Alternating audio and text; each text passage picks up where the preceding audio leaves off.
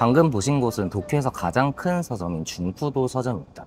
지하 1층부터 9층까지 한 2,000평 정도 된다 그래요. 이 큰 건물 전체에 책이 꽉꽉 들어차 있는데요. 정말 요즘 이런 서점이 있나 싶을 정도로 정말 보기 드문 대형 오프라인 서점입니다.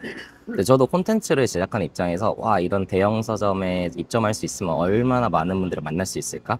얼마나 많은 독자분들과 함께 할 수 있을까라고 상상을 하니까 짜릿하더라고요. 정말 잠깐에 좀 상상을 해보았는데, 여러분 혹시 그런 생각 해보신 적 있으세요? 내 엔트리시트를 읽는 사람은 과연 누구지? 라는 그런 생각이에요.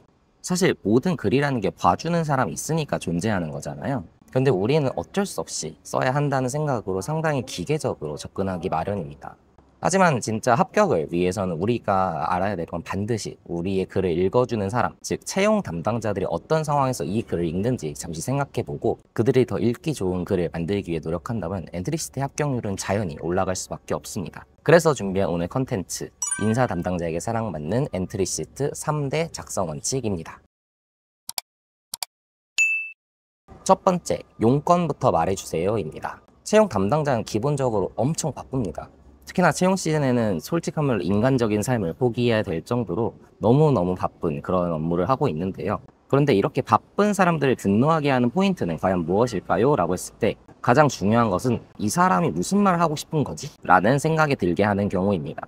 시간이 없는 사람들이고 핵심만 원하는 것이 비즈니스의 기본이기 때문에 제발 결론부터 쓰고 문장은 짧게 쉬운 말로 써주시면 좋습니다. 근데 브런치 작가 선발하는 거 아니잖아요, 저희.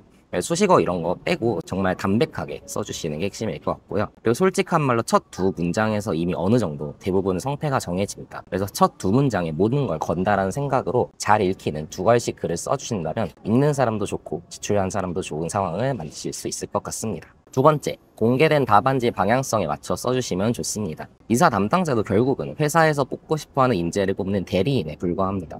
월급을 하사하신 우리 쩐주님이 계시잖아요. 이 쩐주님이 원하는 사람을 뽑아야 하고 그 쩐주님께서 이미 가이드라인 주셨습니다. 그게 어디 있냐고요? 바로 채용 홈페이지에 있습니다. 그리고 그 가이드라인은 인재상, 기업 이념, 기업 가치라는 이름으로 정리되어 있습니다. 물론 솔직한 자신의 모습과 축 상당히 중요합니다. 이 축이 없으면 애초에 시작을 할 수 없겠지만 이러한 내 특징들 중에서 미래 쩐주님이 좋아하실 부분을 잘 맞추고 어필하는 것이 기본입니다. 내가 자랑하고 싶은 거 말고 쩐주님이 좋아하실 요소들이 있어야 또 인사 담당자분들도 당신의 엔트리시트를 윗분들께 올릴 수 있다는 점 절대 잊지 마시길 바랄게요. 세 번째, 기본만 잘 챙겨도 절반은 먹고 들어갑니다. 사실 엔트리시트를 정말 완벽하게 쓴다고 해서 100% 통과할 확률은 솔직히 저는 제로라고 봅니다. 왜냐면 이게 답이 있는 사지선다형 시험도 아니고 어차피 정성적인 평가가 들어가는 이상에는 같은 기준을 가지고 있다 하더라도 모든 판단의 주체들이 보는 눈이 조금씩 다를 수밖에 없습니다. 그래서 결국에는 확률 싸움이 될 수밖에 없는데요. 하지만 문서 작성의 기본 매너 관련된 부분은 공통적으로 사회생활을 해오신 분들의 눈엔 너무너무 쉽게 띕니다. 몇백 장의 엔트리시트를 정말 무신경하게 읽고 있더라도 오탈자는 정말 귀신같이 눈에 들어옵니다. 그리고 너무 구어체스러운 단어가 나오면 아직 학생이네, 좀 이런 마이너스적인 이미지가 들기 마련이고요. 그리고 간혹 또 그런 경우도 있어요.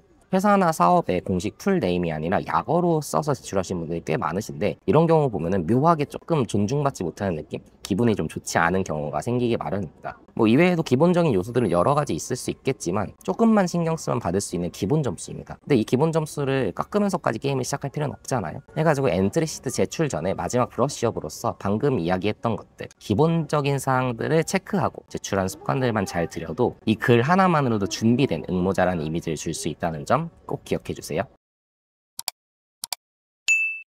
어떠셨나요, 여러분?